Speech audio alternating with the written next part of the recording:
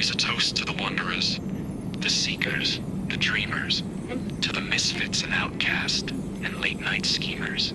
May your days be merry, and your nights aglow, with a land pirate Christmas, wherever you go.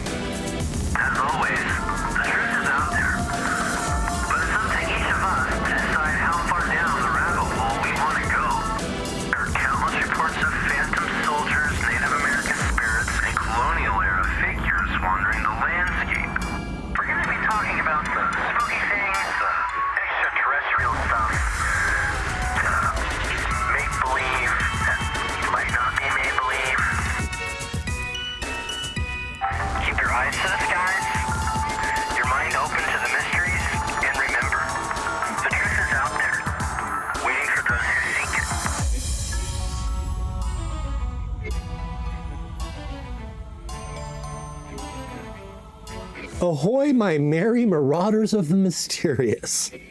Welcome back to Land Pirate Radio, where we plunder the past and unearth the untold. I'm Adam, your captain, and tonight we're diving into the story behind the Jolly Man in Red. We know him as Santa Claus, Saint Nick, or Kris Kringle, but who is this enigmatic figure? How did he become the central icon of the Christmas season? Tonight, we'll uncover the fascinating evolution of Santa Claus, from ancient folklore to modern myth, and how a blend of history, culture, and a dash of marketing gave us the Santa we know today. So grab some cookies and milk, or maybe a tankard of grog, and let's get started. You're listening to Land Pirate Radio, where mysteries roam, shadows linger, and no stone is left unturned. Whether it's the unexplained, the strange, or the stories that make you shiver, we're here, out in the unknown, bringing it all to light. Stay tuned, if you dare.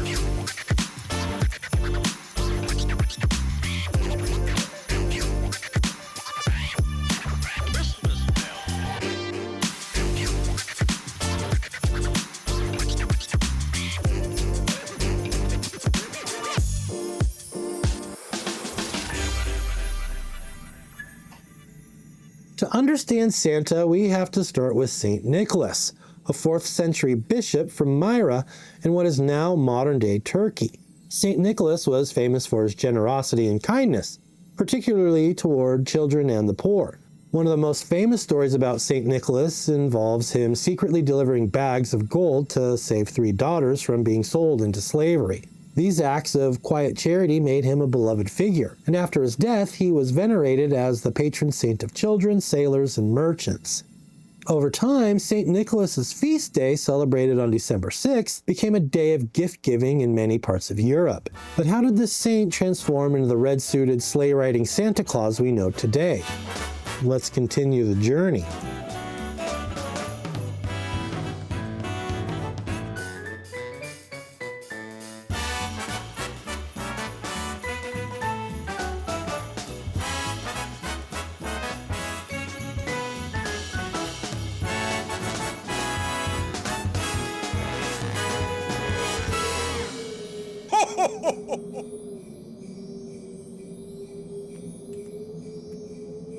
Last episode, we talked about the Norse god Odin and his connection to Yule. Believe it or not, Odin plays a key role in Santa's origin story too. In Norse mythology, Odin was known for his wild hunt, a spectral procession across the winter skies. Children would leave out food for Odin's 8-legged horse, Sleipnir, hoping to earn blessings or gifts in return. Does that sound familiar?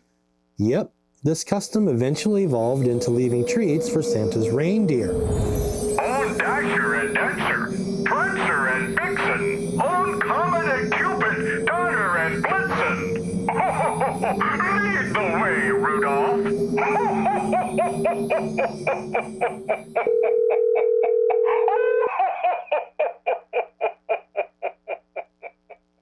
Odin's long white beard, his role as a gift bringer, and his association with the winter season made him a perfect prototype for what would later become Santa Claus. Ah, yes, Adam. This is Gunther from Minnesota. I grew up in Germany, and we celebrated St. Nicholas on December 6th.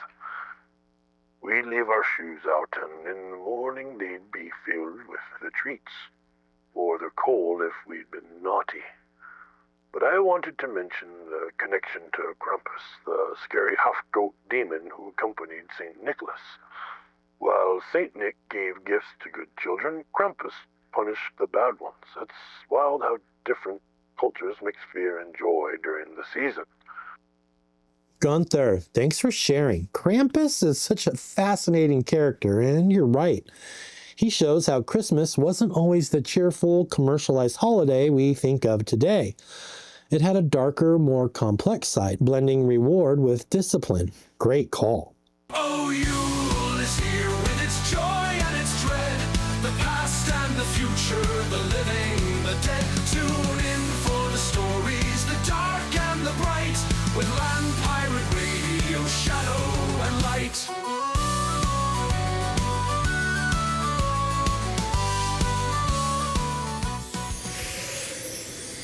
The next step in Santa's evolution takes us to the Netherlands, where Sinterklaas became a beloved holiday figure. Sinterklaas is a bishop dressed in red robes riding a white horse. He delivers gifts to children on the evening of December 5th, accompanied by his helpers, known as Zwart Piet or Black Peter, a controversial figure today due to racial undertones in his depiction. When Dutch settlers brought their traditions to America in the 17th century, Sinterklaas became the inspiration for the anglicized name Santa Claus, but there's still more to this story.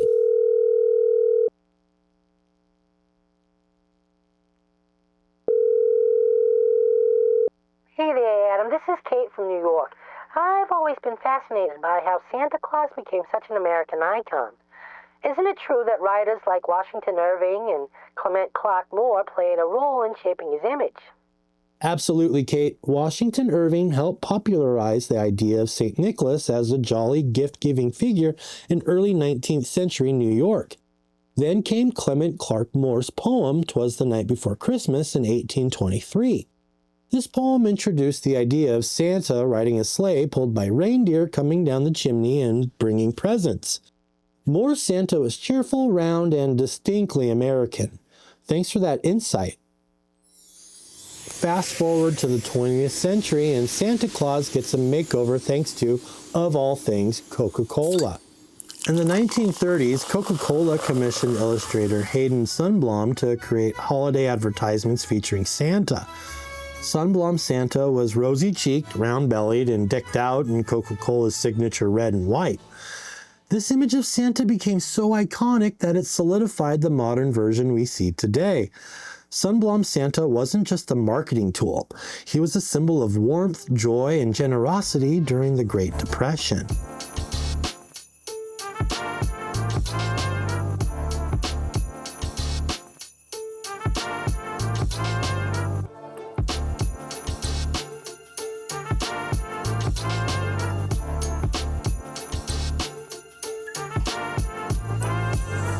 While Coca-Cola Santa became dominant in the West, other cultures retained their own unique Santa figures. In Russia, there's Ded Moroz, or Grandfather Frost, who delivers gifts on New Year's Eve. In Italy, children look forward to La Befana, a kindly old witch who brings presents on Epiphany. And in Iceland, they have the Yule Lads, 13 mischievous trolls who visit children in the 13 nights leading up to Christmas. These diverse figures remind us that the spirit of Santa, kindness, generosity, and magic, transcends borders.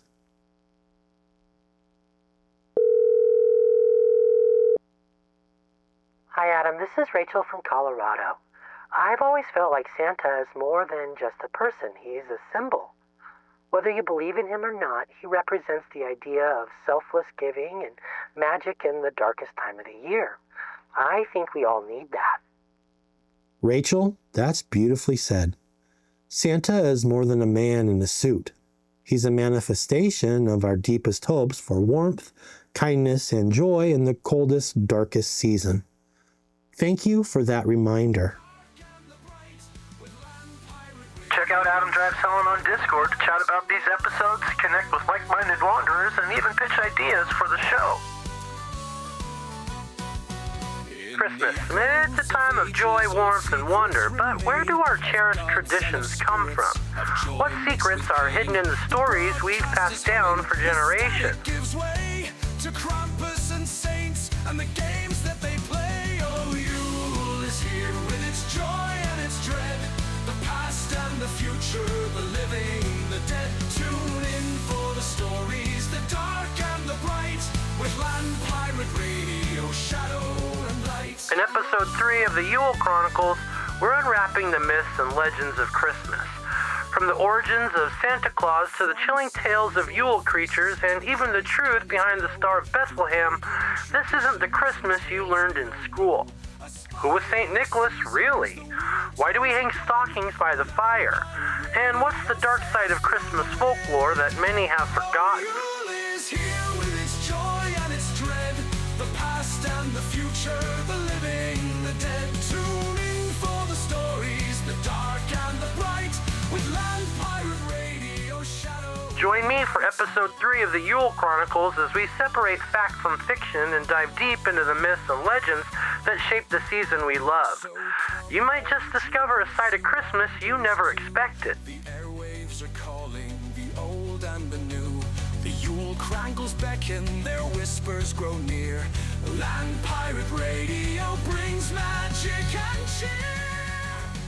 Yule Chronicles Episode 3, Christmas Myths and Legends, streaming live on Land Pirate Radio. Don't miss it. Tune in for the stories, the dark and the bright, with Land Pirate Radio, Shadow and Light. So light up the candles, the holly, the pine. The signal is strong and the broadcast divine. For Yule is a season, a bridge in the night, with Land Pirate Radio sparking the light. Raise a toast to the wanderers, the seekers, the dreamers, to the misfits and outcast, and late night schemers. May your days be merry, and your nights aglow, with a Land Pirate Christmas, wherever you go.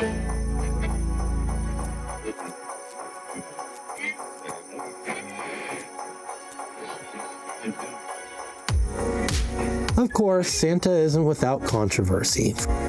From debates over cultural appropriation to concerns about consumerism, Santa's image has been challenged in recent years. Some argue that the focus on Santa distracts from the spiritual meaning of Christmas, while others say he promotes materialism.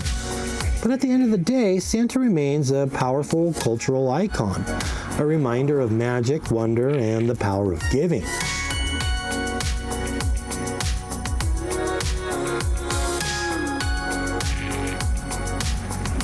And there you have it, the journey of Santa Claus, from humble bishop in Turkey to a global icon of joy and generosity. But the story doesn't end here. Next time on Land Pirate Radio, we'll dive into Christmas myths and legends. From haunted carolers to cursed Christmas ornaments, we'll explore the eerie, magical, and downright bizarre tales that have sprung up around the holiday season. Until then, this is Adam, your Land Pirate Captain, reminding you to stay curious, stay kind, and keep the magic alive. Good night, my festive friends.